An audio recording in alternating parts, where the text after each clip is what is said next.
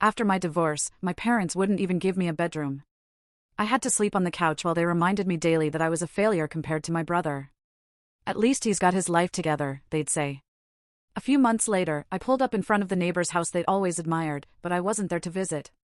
Their faces went white when they saw me holding the keys. Have you ever been so utterly, completely dismissed, made to feel like damaged goods, that it sparks something inside you? Because sometimes, the most satisfying comeback isn't just winning a battle, it's quietly building an empire, brick by painful brick, right under their condescending noses, and then owning the entire damn street. For 3 months, I lived on a lumpy couch, counting water stains on the ceiling. 3 months of the springs digging into my back, feeling more like a burden than a human being in my own childhood home. It was suffocating. My name's Jayla, I'm 36, and this was definitely not my vision board for midlife. Every morning, like clockwork, my mother's voice would cut through the air, sweet as poison. Jayla, honey, could you please fold up your bedding before Xavier and Riley arrive? We wouldn't want them thinking we're running a shelter here. I'd bite my tongue, start folding, my jaw aching. Then the front door would swing open, and there he'd be, my brother, Xavier, all perfect white teeth and arrogant charm, with his fiancée Riley trailing behind him, designer handbag first. Mom would practically fall into Xavier's arms. The house looks amazing, as always. Riley would purr, just loud enough for me to hear, unlike some parts of it. And my mother? She'd laugh. A real, genuine laugh. Xavier, darling, she'd coo, I prepared your old room for you both. Fresh sheets, everything. My old room. The one I wasn't allowed to sleep in, because Xavier and Riley need their space. The golden couple gets the comfortable bed. The divorced failure gets the lumpy couch. Thanks, Mom. Xavier would say, then glance at me. Hey, sis. Still here? Where else would she go? Riley would smirk, adjusting her diamond engagement ring so it caught the light, practically blinding me. I'd force a smile. Just until I get back on my feet. It's been 3 months, Mom would remind me, as if I could ever forget. Your father and I are concerned. Right on cue, Dad would walk in from his morning golf game. He'd barely even glance my way before his face lit up seeing Xavier. Son. Didn't know you were coming today. Surprise visit? Xavier would beam. Had to show Mom and Dad the plans for the new dental practice. That's my boy. Dad would clap him on the back. Always planning ahead, always moving forward, unlike, he never finished the sentence. He didn't have to. The unspoken words hung in the air, unlike you, Jayla, I'd slip out to the back porch, desperately needing air. Through the kitchen window, I could hear them gathering around the dining table, their voices animated as Xavier spread out his fancy business plans. This asterisk, my mother's voice would carry, clear as a bell, is what success looks like. My phone buzzed in my pocket. A notification from my freelance platform, another 5-star review, payment cleared. They didn't know about my growing business. They didn't ask. And I'd stopped trying to tell them. What was the point? Night would fall, and the house would finally quiet. Xavier and Riley would retreat to my old room, my parents upstairs. I'd wait until all the lights were out, then grab my jacket. The night air was crisp as I walked down our street, past manicured lawns and luxury cars. I'd stop at number 42. The crown jewel of the neighborhood. 3 stories of modern architecture and floor-to-ceiling windows. Even in darkness, it commanded attention. I pressed my palm against the cold metal gate, a quiet smile playing at my lips. My phone buzzed. A text from Luca, my realtor, papers are ready. Sure you want to do this? My fingers hovered over the keyboard as I looked back at my parents' house, where they'd exiled me to the couch like some cautionary tale. Absolutely, I typed back. Time to show them what failure looks like. Another message from Luca, meeting tomorrow, 9 a.m. Bring the cashier's check, I took one last look at the mansion. Through the gates, I could just make out the for sale sign, barely visible in the moonlight. Soon, that sign would come down. Soon, they'd all see what I'd been building while they were busy dismissing me. My phone lit up again. A final text from my mother, don't forget to fold your bedding in the morning. The neighbors can see the couch through the window, I pocketed my phone without responding. Let them worry about what the neighbors thought. Let them fret about appearances and reputations. They had no idea what was coming. The couch springs would creak as I lay down, but tonight, they didn't bother me as much. I closed my eyes, mentally counting down the days until I never had to sleep here again. Until I could stand in my own home, the biggest one on the street, and watch their faces when they realized that their failure of a daughter now owned the house they'd envied for years. Sometimes, the best revenge isn't served cold. Sometimes, it's built quietly, brick by brick, while they're too busy looking down their noses to notice you rising. Riley just got promoted to senior account manager. My mother's voice rang with a pride I'd never once heard directed at me. Isn't that wonderful, Jayla? I pushed my peas around my plate, feeling the weight of their judgment. Congratulations, Riley. Thank you, Riley purred, barely looking at me. The firm really values dedication and commitment, you know? Sticking with things, even when they get tough. The dig wasn't subtle. Neither was Xavier's smirk across the table. Speaking of work, I started, trying again. My online business has been, those little internet things? Mom waved her hand dismissively, cutting me off. Thomas, did you hear about the Hendersons' new pool? I clenched my fork so tight my knuckles turned white. Another 5-figure payment had cleared this morning, but they'd rather discuss the neighbor's landscaping. Actually, I tried, my voice tight. I just landed a major client, Jayla. Dad cut in, not even bothering to look at me. Perhaps instead of these computer games, you should let Xavier help you find a real job at his practice. Something stable. Xavier puffed out his chest. We could always use someone to answer phones. I make more in a week than your receptionist makes in a month, I muttered, just loud enough for them to hear. What was that, dear? Mom's tone sharpened instantly. Nothing. I stood up, gathering my plate. Thank you for dinner. In the kitchen, I started washing dishes, my hands trembling. Then I froze. My parents' voices drifted in from the dining room. How long are we going to let her stay here? Dad sighed, his voice dripping with annoyance. What choice do we have?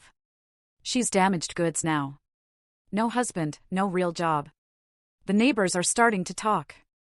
Did you see Margaret's face when she noticed the pillow on our couch? At least Xavier gives us something to be proud of. I set the plate down before I shattered it. Damaged goods. That's what they called me. I grabbed my jacket and headed for the door, fury burning behind my eyes. Where are you going? Mom called out. For a walk? At this hour? What will people think? I let the slamming door answer for me. The night air helped, but my hands were still shaking as I walked my usual route. The mansion loomed ahead, its windows dark except for one. A figure moved inside. Probably Luca, doing a late showing. We meet again. Luca's voice startled me from the shadows. His realtor smile was softer in the streetlight. Checking up on your future kingdom? Just walking. I managed a shaky laugh as he perfectly mimicked my mother's prim tone. At this hour, the paperwork's nearly ready, he said, more seriously. But I have to ask, why this house? There are cheaper options that would still make your point. I thought about the dining room conversation, about years of being the family disappointment. About being called damaged goods. Because sometimes, I told him, my voice firm, enough isn't enough. Fair enough. He handed me a folder. Preliminary inspection report. Thought you might want to review it before tomorrow. Our fingers brushed as I took it. Thanks. You didn't have to come out here. Maybe I wanted to. His eyes met mine, holding my gaze for a moment. You know, there's a great coffee shop around the corner. Open late. For a second, I was tempted. But then I remembered the last time I trusted someone's kindness. My ex-husband's face flashed in my mind. His charm, his empty promises. The way he smiled while telling the divorce court I'd never amount to anything. I should head back, I said, pulling away. More dishes to wash. Luca nodded, understanding in his eyes. Tomorrow then. 9 a.m. Don't forget the check. I watched him walk away, then turned back toward my parents' house. Through the window, I could see them all still at the table. The perfect family portrait, minus the black sheep. My phone buzzed again, another client request, another opportunity they'd never acknowledge. That's fine. Let them think I spent my nights walking off shame and failure. Let them wonder why I disappeared with my laptop for hours. They'd understand soon enough. Back inside, I heard Riley's voice from the kitchen. I just feel so bad for her. 36 and sleeping on a couch? I would die. Don't worry, Xavier replied. Once we're married, we'll never end up like that. I cleared my throat as I entered, enjoying how they jumped. You're right, Riley. You would die. Fortunately, I'm made of stronger stuff. Jayla, she started, but I was already heading to my couch. I pulled up my laptop, opening the inspection report Luca gave me. The mansion's details swam before my eyes: square footage, property taxes, recent renovations. All mine, soon. Bought with the money I earned while they thought I was just browsing social media. Mom walked by, tooting at my screen time. If she looked closer, she'd see 6 figures in my business account. But she didn't look closer. None of them did. That was their mistake. Not mine. I wasn't snooping. Not really. I was just looking for a spare phone charger in Dad's study when a stack of papers slid out of Xavier's folder. Loan applications, rejection letters, overdue notices. They scattered across the floor like dirty secrets. My perfect brother, the successful dentist, was absolutely drowning in debt. "What are you doing in here?" I whirled around. Xavier stood in the doorway, his face draining of color as he spotted the papers at my feet. "Interesting reading material," I said, picking up a bank statement. "Does Riley know your practice is hemorrhaging money? Give me those." He lunged, snatching the papers, his hands trembling. "This isn't what it looks like." "No, because it looks like you're using Mom and Dad's house as collateral for loans they don't know about." His jaw clenched. "You don't understand business." "Oh, I understand fraud. Rich coming from someone who can't even afford her own place." Before I could respond, Mom called us for Sunday brunch. Xavier shoved the papers back in their folder, his warning glare clear: "Keep your mouth shut." The dining room was set with Mom's best china, the set she only used when she wanted to impress. Riley sat at the table like she was posing for a magazine cover. "Jayla, you could have at least dressed for brunch," Mom sighed, eyeing my casual clothes. I took my seat as Riley launched into a story about her latest client meeting, her voice oozing self-satisfaction. Under the table, my phone buzzed with a text from Luca: "Offer accepted. Ready when you are." Speaking of success stories, Riley turned to me with a smile that didn't quite reach her eyes. "Jayla, you're such a perfect example of what not to be. No offense, but your life is basically a cautionary tale." Mom laughed. A real, actual laugh. "Riley," Xavier warned, but his fiancée continued, emboldened. "I mean, imagine ending up divorced and homeless at your age. This is why I always say career should come first, right, Evelyn?" My mother nodded approvingly. "Riley has her priorities straight. Unlike some people." Dad chimed in, almost as an afterthought. I stood up slowly, my chair scraping loudly against the hardwood floor. The room fell silent. "You're right, Riley," I said, my voice dangerously calm. "I am an example." I pulled out my phone, dialing Luca's number. "Hello? Yes, I'm ready to move forward with the purchase. Full asking price. Cash offer." The table was absolutely silent now. You could have heard a pin drop. "What purchase?" Mom asked sharply, her eyes narrowed. I held up a finger as I continued my conversation. "Yes, I can sign this afternoon." "Perfect." I hung up and smiled at their stunned, gaping faces. "Sorry, just finalizing some details on my new house." "What house?" Xavier's voice cracked. "Oh, just a little place down the street. You might know it. Number 42. Mom's fork clattered to her plate. "The mansion? Don't be ridiculous. Would you like to see the proof of funds, or maybe the pre-approval letter?" "I have them right here." I pulled the documents from my bag. "All those hours on my laptop?" I wasn't playing games. I was building an empire while you were busy mocking me. Riley snatched the papers, her perfectly manicured nails crumpling the edges. Her eyes widened as she read the numbers. "This isn't possible," she whispered, her voice barely audible. "Funny thing about rock bottom," I said, calmly taking back my documents. "It teaches you how to climb." But that house was supposed to be in the family." Mom stammered, her face white. "It will be," I said, my gaze steady. "Just not the part of the family you expected." I turned to Xavier, whose face had gone completely ashen. "Oh, by the way, brother dear, you might want to tell them about those loan applications before the bank does." The color drained completely from his face as Mom and Dad turned to him. "What is she talking about?" I grabbed my bag and headed for the door, pausing only to savor Riley's horrified expression. "Thanks for brunch." "And Riley? You're right. Career should come first." That's exactly what I did. Outside, Luca waited in his car, ready to sign the papers. I slid into the passenger seat, watching through the window as chaos erupted in the dining room, Xavier gesturing wildly, Mom pressing her hands to her face, Riley standing frozen, a living statue of disbelief. You know, Lucas said as we pulled away, I've never seen someone buy a house out of spite before. Not spite, I corrected him, a triumphant grin spreading across my face. Justice. He glanced at me, a smile playing on his lips. The look on their faces must have been worth every penny. Oh, it was, I breathed, leaning back.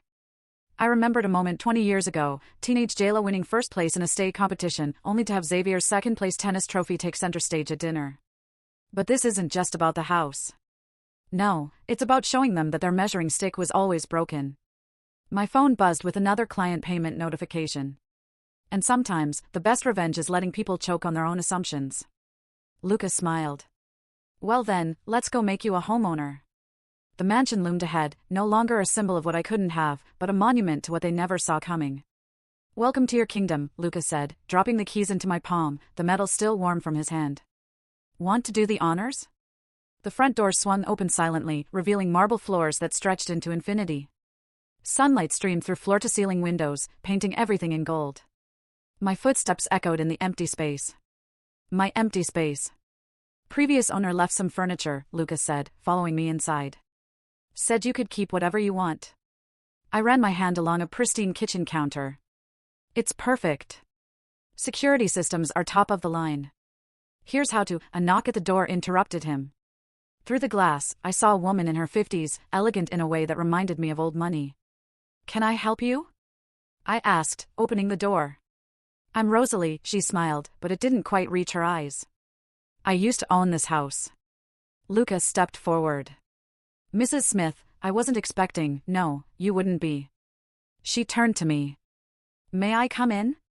There are things you should know about this property. I glanced at Luca, who simply shrugged. Your house now. We settled in the sunroom. Rosalie perched on the edge of a leather armchair like she was afraid to get too comfortable. Beautiful home, isn't it? She gazed out at the garden. I didn't want to sell it. I was forced to. Forced? I leaned forward, my heart pounding.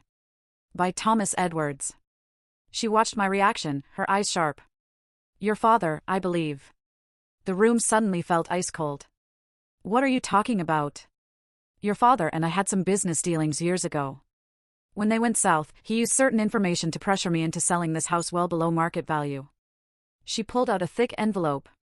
He wanted it for your brother, Xavier. Had it all planned out. My hands shook as I read the documents she provided, emails, contracts, veiled threats disguised as business proposals. My father's fingerprints, all over my new house. Why are you showing me this? Because I recognized your name on the sale papers, Rosalie's smile turned sharp, and I believe in karma. Luca cleared his throat. I should give you ladies some privacy. No, I said quickly. Stay. Please. After Rosalie left, I sat in silence, processing the depths of my father's deception. It was almost poetic that I bought it instead. You okay? Luca asked softly. Help me take down these drapes. We worked together, pulling down heavy fabric that had blocked the light for too long. Each window we cleared felt like exposing another truth. Your security code, Luca said later, programming the system. Choose something they'd never guess. I typed in the date of my divorce, the day they stopped seeing me as family and started seeing me as a failure. My phone buzzed. A text from Mom, ** Xavier and Riley are coming for dinner tomorrow. A small engagement celebration. You'll make yourself scarce, won't you? ** I showed Luca the message. Perfect timing. For what? For moving in. I started making calls, movers, cleaners, designers. Time to show them what scarce really looked like. Hours passed as we prepped the house. I directed furniture placement, set up my home office, arranged my belongings, all the things I'd stored in a rental unit while sleeping on their couch. You've been planning this for months, Luca realized, watching me unpack boxes of high-end electronics. Since the day they relegated me to the couch. Every night they thought I was out wandering, I was working. Building. Planning. Remind me never to underestimate you.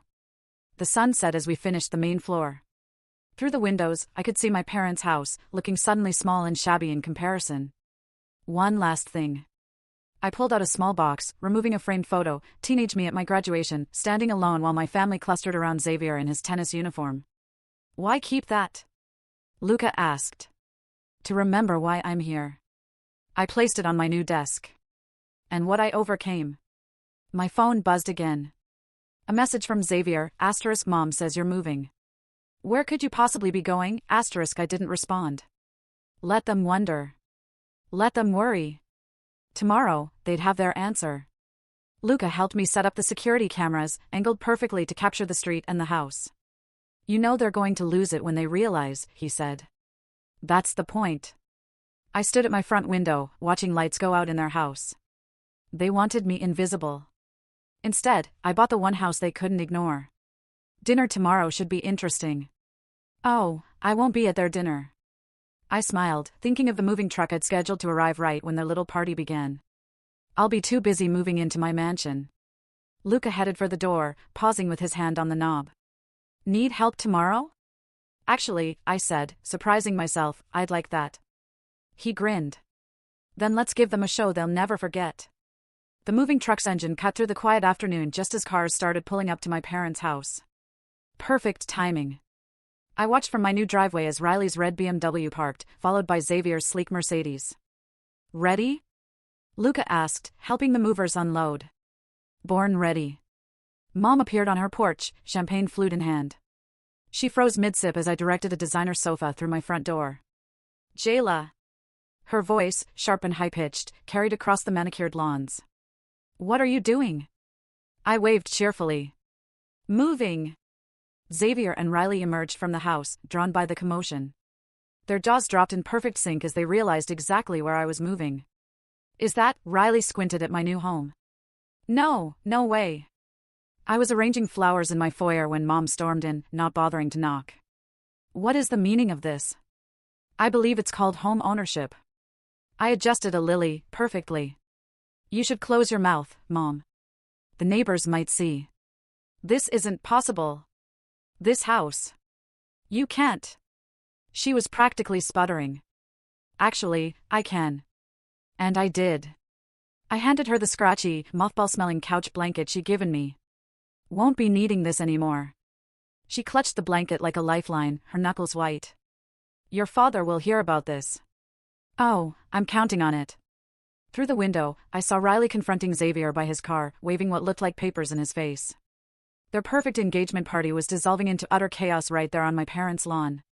Those are private. Xavier tried to snatch the documents. Private? Riley shrieked, her voice reaching me clearly. Like the 3 maxed-out credit cards? The second mortgage?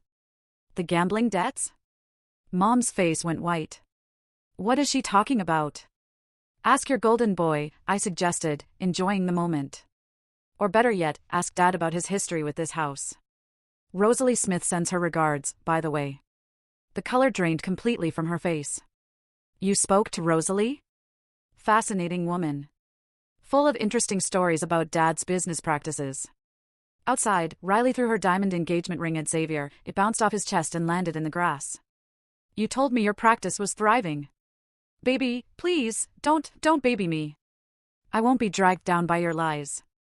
She stormed off, leaving Xavier standing there, utterly exposed, his carefully constructed facade crumbling to dust. Mom rushed out to damage control, leaving me alone in my new home. Well, not quite alone. Wine? Luca appeared with 2 glasses, a triumphant glint in his eye. God, yes. We were enjoying the show from my front window when Rosalie arrived, right on schedule. Quite the entertainment, she said, accepting a glass. Though I must say, your mother looks rather unwell. The truth often has that effect. Mom's shrill voice carried through the open window. Xavier. Tell me these accusations aren't true. Mom, I can explain. Explain what? Dad appeared, finally home from golf, oblivious until he saw the scene. What's going on? Why is Riley leaving and why is there a moving truck? He stopped mid-sentence, finally noticing me standing in the mansion's window. I raised my glass in greeting. No, he whispered, loud enough for us to hear. That's impossible. Funny, I called out, a triumphant smile on my face. That's exactly what Mom said. He stormed toward my door, but Luca met him first. This is private property, sir. Unless you're invited, I'll have to ask you to leave. This is my daughter's house. Exactly, I said, joining them. My house. My rules. My life. Thomas. Rosalie stepped forward, joining me. Lovely to see you again. It's been 5 years since you threatened to expose my late husband's affairs unless I sold this house. Dad stumbled backward, his face ashen. You, me, Rosalie sipped her wine. Karma is a fascinating thing, isn't it? Mom appeared behind him, her face a mask of confusion. Thomas, what is she talking about? Nothing, dear. Just business. Business? Xavier laughed bitterly, emerging from the house. Like the business advice you gave me? Look how well that turned out. They dissolved into accusations and denials on my front lawn, the perfect family portrait shattering like dropped glass. Should we stop them? Luca asked. Let them fight, Rosalie suggested, a wicked twinkle in her eye. Sometimes a family needs to break before it can heal. This family won't heal, I said, watching Mom sink onto my front steps, head in her hands, her carefully constructed world collapsing around her. But maybe it needed to break anyway. Xavier stormed off in his Mercedes. Dad followed Mom back to their house, shoulders slumped, defeated. The engagement party guests had long since fled, leaving half-empty champagne glasses and scattered congratulation cards in their wake. Well, Luca raised his glass, here's to new beginnings, and old endings, Rosalie added, clinking her glass against his. I looked around my beautiful new home, then at the wreckage I'd caused next door. You know what? I don't regret a single thing. Good, Rosalie smiled. Because darling, this is just the beginning. Through the window, I watched my mother close their curtains. For the first time in 20 years, finally, she was the one hiding from the neighbors' eyes. The doorbell rang at 7 a.m. Through the security camera, I saw Mom standing there, perfectly coiffed, a forced smile on her face, despite the early hour. Jayla. Open this door immediately. I took my sweet time walking downstairs, letting her stew. When I finally opened up, she pushed past me into the foyer like she owned the place. We need to discuss the situation, she announced. Xavier needs this house. I nearly choked on my coffee. Excuse me? It's always been his dream home, you know that. She ran her finger along a marble counter, checking for dust. He's going through a rough patch, and this would help him get back on his feet. Like you helped me get back on my feet? With a couch and contempt? That was different. You were damaged goods. I set my mug down hard. The clatter echoed in the marble foyer. That's what you called me, right? When you thought I couldn't hear you? She had the grace to flinch, her perfect facade cracking. We were worried about you. No, you were worried about what the neighbors would think. There's a difference. Regardless, she straightened her spine, trying to regain control. Xavier needs this house more than you do. Name your price. I actually laughed. A real, honest-to-God laugh. It's not for sale. Don't be difficult, Jayla. This petty revenge isn't a good look. Neither is forcing Rosalie to sell through blackmail, but that didn't stop Dad. Her face went white. She finally looked truly scared. That's not. You don't understand business. Actually, I do. Want to see my books? I pulled out my laptop, opening a spreadsheet. 6-figure months, Mom. While you thought I was just a failure with a computer, I built something bigger than Xavier's practice ever was. Speaking of business, a new voice called from the doorway. Rosalie walked in, holding a thick folder. I brought those documents we discussed. Mom's eyes narrowed, suspicion warring with fear. What documents?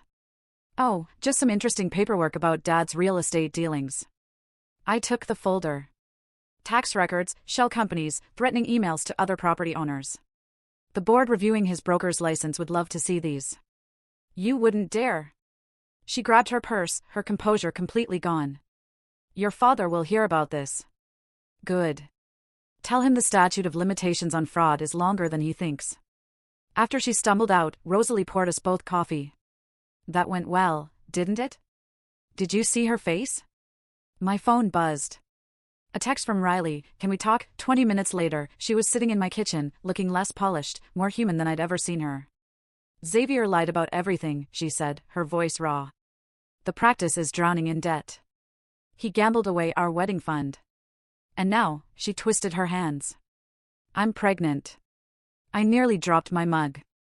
Does he know? No. And he won't. She looked up, tears in her eyes. I'm moving back home. I can't raise a child with someone who lies like breathing. Why are you telling me this? Because you were right about everything. And she swallowed hard. I'm sorry for how I treated you. Before I could respond, my phone rang. It was an unknown number. Is this Jayla Edwards? A formal voice asked. This is the state licensing board. We received an anonymous tip about Thomas Edwards. I caught Rosalie's eye as I listened. She raised her coffee in a silent toast. After hanging up, I turned to Riley. There's a great OBGYN in the city. I can give you her number. Thank you. She stood to leave, pausing at the door. Your parents? They really messed up with you, didn't they? They messed up with both their kids. They just haven't realized it yet. That evening, Luca brought takeout, and we went through more of Rosalie's documents. Your father's going to lose his license, he said, reading through emails. Possibly face charges. I know. Having second thoughts? I thought about the couch, about years of subtle cruelty, Mom's feigned concern, Xavier's lies, and Mom's manipulation. Not one. My phone lit up with texts from Xavier. What did you tell Riley? From Mom. The neighbors are asking questions. From Dad. Asterisk the board called. We need to talk. Asterisk I silenced my phone and walked to the window. Next door, I could see them all in the dining room, gesturing wildly. Their perfect family dinner had devolved into what looked like a war zone. You know what the best part is? I told Luca. They did this to themselves. I just held up a mirror. And bought their dream house. That too. Rosalie joined us at the window, a satisfied smirk on her face. The Neighborhood Association Gala is next week. Traditionally held in the largest home on the street. I turned to her slowly. You mean, welcome to hosting duties, darling, she grinned. Shall we invite the family? Looking at their house, where their carefully constructed lives were finally catching up with them, I smiled. Oh, absolutely. It would be rude not to. The gala transformed my house into something out of a magazine. Crystal chandeliers threw light across marble floors, champagne flowed freely, and the neighborhood's elite milled about in designer wear. I adjusted my black suit, power clothes for a power play, and caught my reflection in a window. Gone was the woman who slept on a couch. In her place stood someone they never saw coming. Darling. Rosalie air-kissed my cheek. They're here. Mom entered first, her smile brittle as glass. Dad followed, looking older than he did a week ago, probably because the licensing board had already suspended him pending investigation. Xavier skulked in last, alone, looking like a ghost. Jayla, Mom greeted through clenched teeth. Lovely party. Isn't it? Amazing what success can buy. I waved over a waiter. Champagne? I'll need something stronger, Dad muttered, avoiding my gaze. Thomas, a board member approached. We missed you at the hearing yesterday. Dad paled, excusing himself quickly. Mom followed, leaving Xavier shifting awkwardly, clearly miserable. Heard from Riley lately? I asked innocently. Don't. His face darkened, a flash of rage in his eyes. You ruined everything. Pretty sure you did that yourself. How's the practice? He grabbed my arm, hard. You think you're so clever? Everything okay here? Luca appeared, his hands settling protectively on my back. Xavier immediately released me, straightening his tie. Fine. Just family catching up. Speaking of catching up, I glanced at my watch, a sly smile on my face. It's time for the house tour. Gather around everyone. The guests clustered in the foyer, eager to peek inside the neighborhood's crown jewel. Mom and Dad hovered at the back, trying to become invisible. Welcome, I began, microphone in hand, my voice ringing clear and strong. I'm sure many of you remember this house under its previous owner, Rosalie. She's here tonight. I gestured to her, watching Dad flinch. And she helped make this evening possible. Murmurs rippled through the crowd. Some of you might wonder how I ended up here. It's quite a story, actually. I locked eyes with my mother. It starts with a couch. The room quieted. You could feel the tension. See, when my marriage ended, my family offered me a couch to sleep on. Not my old room, that was for my brother and his now ex-fiancé. Just a couch. And daily reminders of what a disappointment I was. Mom stepped forward, her face contorted. Jayla, don't. But here's the thing about rock bottom, I continued, my voice unwavering. When you're there, you learn who you really are. While they thought I was just a failure with a laptop, I built a 7-figure business. While they whispered about the neighbors' opinions, I planned my future. Xavier stormed toward the door, but Luca blocked his path, a silent guardian. And now, I gestured around the mansion, now I own the house they always wanted. Funny how life works out. That's enough. Mom snapped, her voice shrill. You're embarrassing yourself. No, Mother. For the first time, I'm not embarrassing anyone. I'm just telling the truth. Speaking of truth, I turned to the crowd. Did you know this house has quite a history of pressure sales? Hidden dealings? Threats? Dad lunged forward, his face purple. Stop this immediately. Or what? Rosalie stepped up beside me, cool as ice. You'll threaten me again? The guests gasped. Someone whispered about the licensing investigation. You broke me so quietly, I continued, my voice steady, eyes fixed on my parents. I learned to rebuild in silence. And now, I raised my champagne glass, now I never have to be quiet again. Applause broke out, genuine, appreciative applause. Mom practically ran from the room. Dad followed, ashen-faced. Xavier remained, something dark and defeated in his eyes. The party continued, but I noticed Xavier slip away toward my study. Security cameras showed him rifling through my desk. Looking for something? I asked from the doorway. He jumped, clutching papers. These prove Dad's dealings. The board, those are copies, I smiled, stepping further into the room. Originals are already with the authorities. You've destroyed this family, he snarled. No, I took the papers from his shaking hands. You all did that yourselves. I just stopped playing along. Later, after the guests finally left, Luca helped me clean up. That was quite a speech, he said. Felt good to finally say it all. Your mother's face when you mentioned the couch, karma is a beautiful thing. I paused, hearing movement outside. Through the window, I watched my family trudge home, Mom leaning on Dad, Xavier walking ahead alone. Their shoulders were slumped, their perfect facade finally shattered. You know, Luca said softly, standing beside me, you're nothing like them.